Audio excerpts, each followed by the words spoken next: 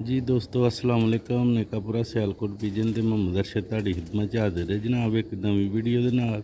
ਉਮੀਦ ਕਰਨਾ ਦੋਸਤ ਭਰਾ ਸਭ ਖੈਰ ਖੈਰੀਅਤ ਨਾਲ ਹੋਣਗੇ, ਖੁਸ਼ਬਾਸ਼ ਹੋਣਗੇ ਤੇ ਸਭ ਨੂੰ ਮੁਹੰਮਦ ਅਰਸ਼ਦ ਦਾ ਸਲਾਮ ਹੈ।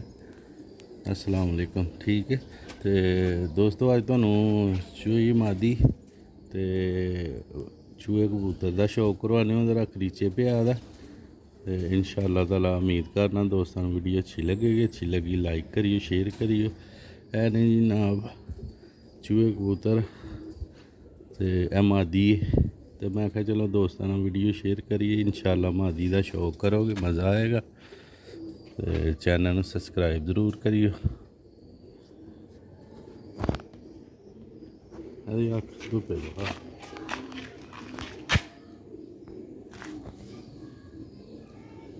जी दोस्तों दी अख देखो माशाल्लाह है नहीं जी चूहे कबूतर लम्मे मोहरे वाले। 19 नंबर मादी मेरी शौक वाली वीडियो। अजकल जरा बच्चे घट ही होंगे ना तो फिर मैं क्या चलो दोस्तों शौक करवाते रहिए। है जनाब एदा वेखो वाइब्रेशन VIP मादी है तो जनाब राबता दोस्त क्योंकि सेल वाली नहीं शौक वाली वीडियो। वेखो जी मादी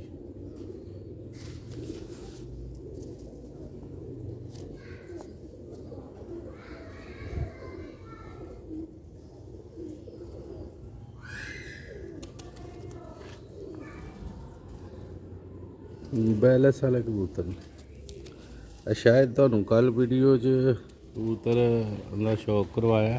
वेखो मोरे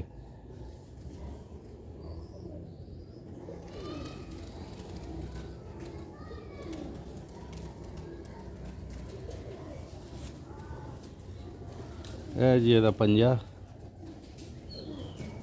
है दी कड़ी 19 नंबर।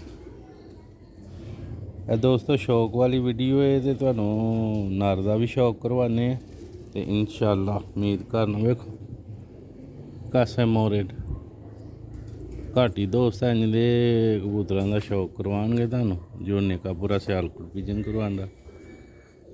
वीडियो अच्छी लगी लाइक करियो। तुहानू नर का भी शौक करवाने हाँ दोस्तों शौक करो है न पुराने चूहे कबूतर तो दोस्तों शौक करवाने माशाल्लाह बड़ा ही रिजल्टेड कबूतर। 5 नंबर कबूतर है 5 नंबर एदा भरा होर भी है। ठीक है वड्डा भरा ओहदा भी तुहानू शौक करवाया दा एदा नहीं कराया दा।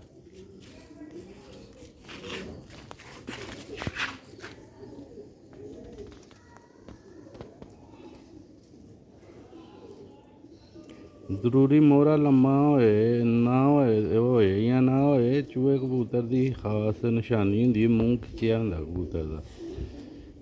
लम्मा मोहरा होए छोटा मोहरा होए वो कोई फर्क नहीं होंदा। छोटियां चो लम्मे निकल आते हैं जनाब एदा हुंदा जे वेखो जी एदा पर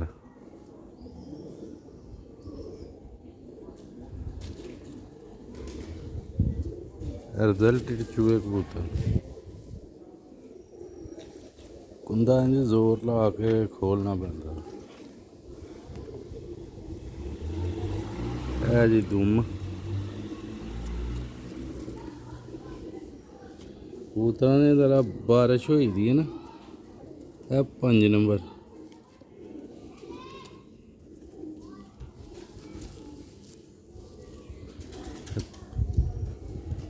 लो भी दोस्तों उम्मीद करना दोस्तों वीडियो अच्छी लगेगी। वीडियो अच्छी लगी चैनल में लाइक फॉलो सब्सक्राइब लाजमी करियो। माशाल्लाह कबूतर हले काफ़ी करीचे पे आ वे चीज़ गाड़ी है सारा तकरीबन करीचे पे आ तो इंशाल्लाह दोस्तों मज़ा आएगा। चौड़ी छाती यह शौक वाली वीडियो वे पिछो वे लो बरीक अगो चौड़ा।